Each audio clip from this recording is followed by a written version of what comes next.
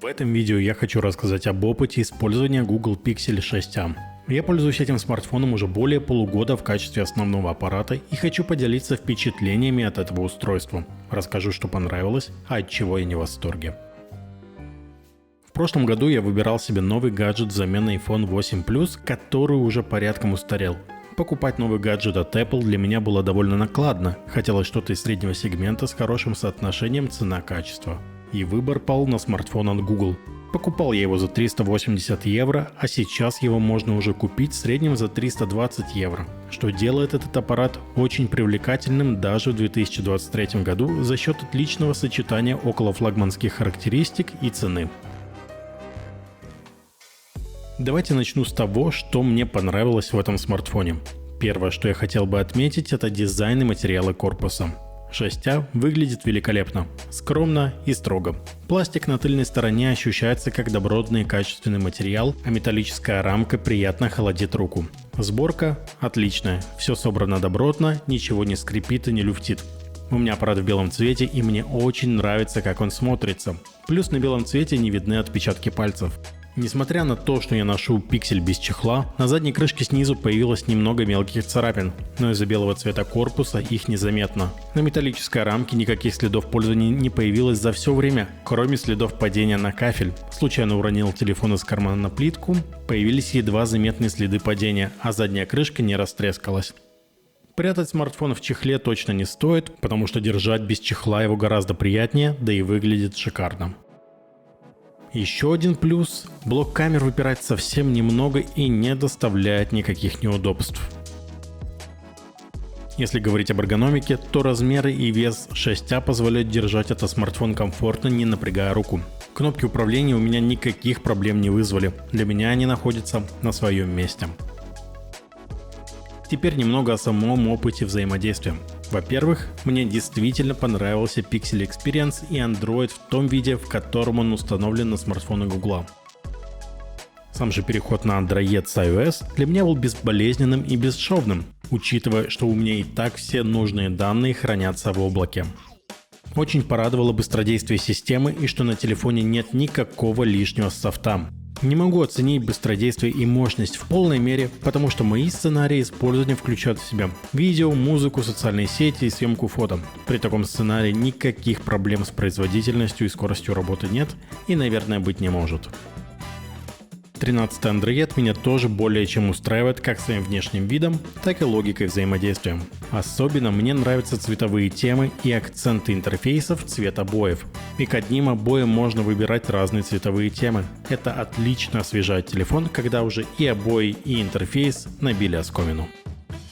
Невероятно полезной фичей для меня стала функция Now Playing, которая показывает на экране блокировки, что же играет на фоне. Не нужно для распознавания музыки снимать с блокировки сотик и открывать Shazam. Можно просматривать историю распознанных треков, даже если телефон лежал в кармане. Удобная и крутая функция. Другими фишками Pixel я особо не пользуюсь, например, открытием приложения двойным тапом по спинке или переключение камеры тряской телефона. Я не нашел их удобными, чтобы они стали для меня ежедневными и привычными. Приятно удивило время работы. При моем типичном использовании аппарата батарейка доживает до вечера спокойно.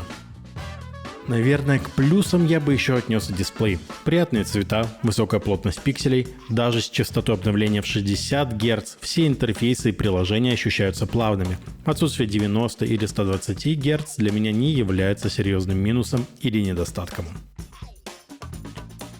Теперь, наверное, скажу о самом главном – о камерах и фотовозможностях. Наверное, это одна из ключевых вещей, которые мотивировали купить именно этот телефон. Пусть в смартфоне и установлены довольно старые сенсоры, но они отрабатывают максимально качественно. Почти во всех условиях освещенности получаются очень хорошие и приятные снимки. Двойной зум по большей части отрабатывает неплохо, хотя в некоторые моменты может выдать странные артефакты. Ширик по большей части тоже ок, но я им не пользуюсь. Подводя итог, могу сказать, что основная камера шикарная, так же как и мои бустеры, которые поддерживают мой канал. Ссылка на платформу в описании.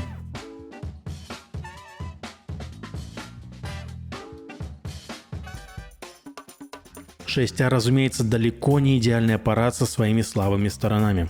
одна из которых фронтальная камера. Не знаю почему, но фотографии, сделанные на этот модуль, мне не очень нравятся. При хорошем освещении получается еще более-менее прилично, но вот уже в сумерках или в помещении зачастую выходит так себе. То же самое касается и видеосъемки. Во-первых, при съемке видео телефон начинает греться, а во-вторых, временами может скакать фокус. Ну и качество тоже не самое лучшее, в целом для социальных сетей пойдет, но не более. Да, телефон греется. Иногда это бывает даже при просмотре ленты Твиттера, что не очень приятно. Греется при зарядке, и когда телефон нагружен, он тоже начинает выделять тепло. Не очень приятно держать горячее устройство в руках, но к этому начинаешь привыкать и перестаешь обращать на это внимание. Иногда встречаются подлагивания и различные баги интерфейса. Самый частый – повисшее приложение прямо посередине экрана. Из других багов, с которыми я столкнулся, это пропадание вибрации. Встретилось у меня всего пару раз, но было неприятно. Сначала подумал, что вибромотор вышел из строя, но после перезагрузки он заработал вновь. Но это не всегда помогает. Подэкранный сканер тоже далеко не самый лучший и идеальный. Бывают моменты, когда он очень плохо распознает, что слегка подбешивает. Но бывает это не так часто, чтобы это было серьезной проблемой. Пожалуй, это все минусы, которые я обнаружил за полгода жизни с Google Pixel 6a. Что я могу сказать в итоге? Доволен ли я смартфоном от Google? Конечно. Для меня в этом аппарате гораздо больше плюсов, и они для меня более весомы, чем те недостатки, которые я обнаружил для себя. Могу ли я советовать его для покупки? Однозначно да. Особенно учитывая его цену сейчас. Почти за 300 евро найти что-то лучшее почти нереально. Но тут, как всегда, конечный выбор за вами, и я надеюсь, что это небольшое видео помогло вам. Напишите ваши мысли и комментарии о Pixel 6a. Что вы думаете об этом смартфоне? Если у вас есть еще какие-либо вопросы об этом гаджете, не стесняйтесь спрашивать в комментариях. Не забывайте подписываться на канал, чтобы не пропускать новые обзоры. С вами был я, Невероятный М, и до встречи в новых видео. Всем пока!